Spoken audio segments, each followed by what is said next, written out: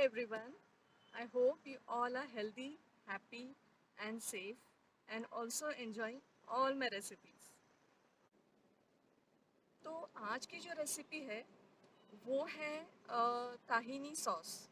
तो ये जो सॉस है वो हम एज अ डिप यूज़ कर सकते हैं और सबसे ज़रूरी बात इसे हम फ्रिज में स्टोर कर सकते हैं in an air tight container for at least 10 to 12 days। ओके। और सबसे ज़रूरी बात ये है हम सब फूडीज़ के लिए, जो हम सबको जो क्रिस्पी और जो क्रंची फूड आइटम जो पसंद आते हैं, तो and I am one of them. Okay. So ये सॉस ना उसी के लिए बना है।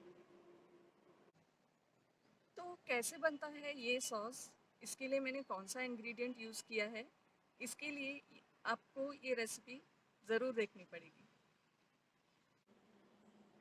And you know what to do. Do like, share, and subscribe my YouTube channel if you haven't still subscribed it. And do take care of yourself and all your loved ones. Bye bye. Take care. Bye.